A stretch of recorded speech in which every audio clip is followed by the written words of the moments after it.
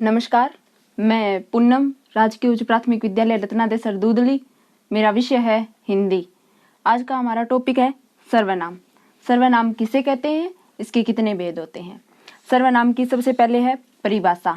संज्ञा के स्थान पर प्रयुक्त होने वाले शब्दों को सर्वनाम कहते हैं, यानी जो शब्द संज्ञा के स्थान पर प्रयुक्त होते हैं उन्हें कहते हैं सर्वनाम। सर्वनाम दो शब्दों से मिलकर बना है, सर्व प्लस नाम। सर्व का अर्थ होता है सभी और नाम का अर्थ नाम, यानी जो सब का नाम है वो क्या है, सर्वनाम है। जैसे सर्वनाम मैं मेरे खुद के लिए भी उपयोग में लेती हूँ और आप भी अपने लिए लेते हो। तो सर्वनाम का सीधा साधा अर्थ है कि जो सब के लिए है, जो सब अपने लिए प्रयुक्त करते हैं वो होते हैं सर्वनाम। जैसे उदाहरण है, जैसे वह जा रहा है, तो इसमें वह है वो है सर्वनाम। सर्वनाम का भाषा में प्रयोग क्यों किया जाता है, क्योंकि इससे भाषा में संज्ञा की पुनरावृत्ति को रोका जाता है और वाक्यों में सौंदर्य का बढ़ावा होता है। जैसे मोहन कक्षा 8 में पढ़ता है, दोबारा लिखा है मोहन स्कूल जाता है, दोनों जगह मोहन मोहन आ रहा है। इससे वाक्य है वो अजीब से लग रहे हैं। अगर हम यहाँ ऐसे लिखते हैं मोहन कक्षा 8 में पढ़ता है, वह स्कूल जाता है, वह क्या है, सर्वनाम है। तो सर्वनाम का उपयोग करने से भाषा है वो रुचिकर और आकर्षक बनती है। हिंदी में मूल है वो 11 सर्वनाम है। मैं, तुम, आप, यह, वह, जो, सो, कौन, कोई, कुछ, ये मूल 11 सर्वनाम है जो हिंदी में मूल रूप से उपयोग में लिए जाते हैं। अब है सर्वनाम के भेद। सर्वनाम के 6 भेद होते हैं। सबसे पहले है पुरुषवाचक सर्वनाम। पुरुषवाचक सर्वनाम जिन शब्दों से वक्ता अपने लिए और दूसरे के लिए प्रयोग करता है वो होते हैं पुरुषवाचक सर्वनाम।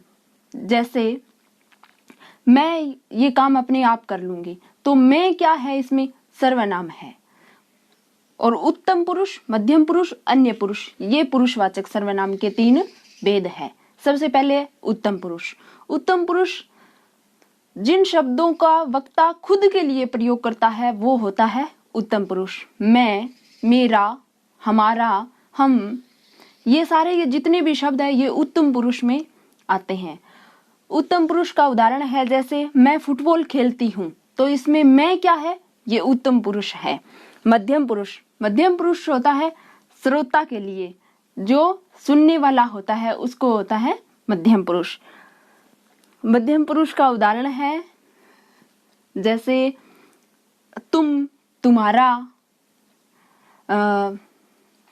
तुम्हारे, ये सारे के सारे, तुम, ये सारे के सारे मध्यम पुरुष में आते हैं। जैसे तुम बहुत अच्छे हो, तो तुम है, ये है मध्यम पुरुष।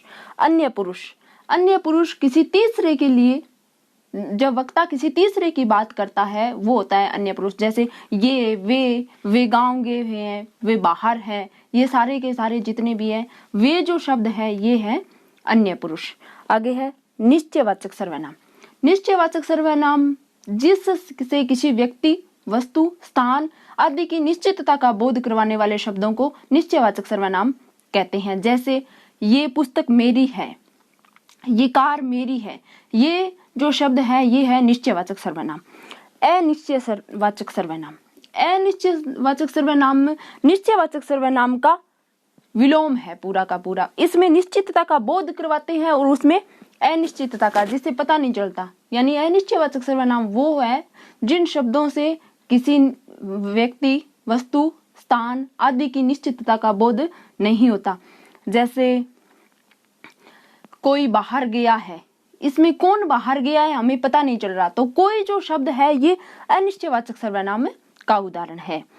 आगे है प्रश्नवाचक सर्वनाम। प्रश्नवाचक सर्वनाम जिन शब्दों से वक्ता है वो किसी व्यक्ति, वस्तु, स्थान आदि के बारे में कुछ प्रश्न पूछता है या उसके बारे में कुछ जानना चाहता है, तब वहां प्रश्नवाचक सर्वनाम होता है। जैसे कौन आया है, तो कौन जो शब्द है वो क्या है, प्रश्नवाचक सर्वनाम है।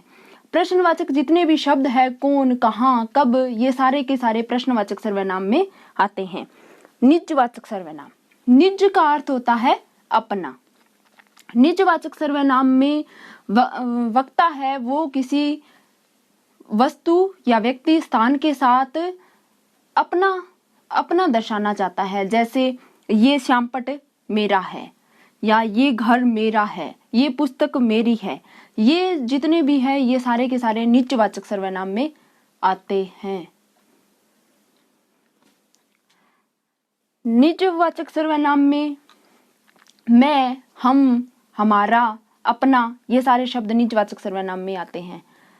जैसे आप जो शब्द है वो अन्य पुरुष में भी आता है और निजवाचक सर्वनाम में भी आता है।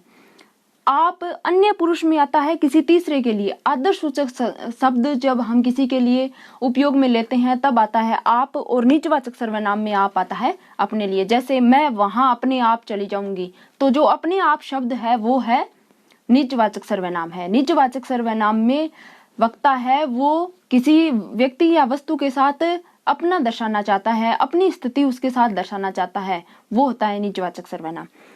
संबंधवाचक सर्वनाम, संबंधवाचक सर्वनाम में व्यक्ति वस्तु स्थान के साथ वक्ता है वो व्यक्ति वस्तु स्थान इसके साथ आपस में कोई न कोई संबंध दर्शाया जाता है, वो होता है संबंधवाचक सर्वनाम। जैसे जैसा, तैसा, जो, शो, जैसा, वैसा, ये जितने भी शब्द है ये सारे संबंधवाचक सर्वनाम में आते हैं। जैसे जैसा बोओगे वैसा काटोगे, जैसी करनी वैसी भरनी। धन्यवाद।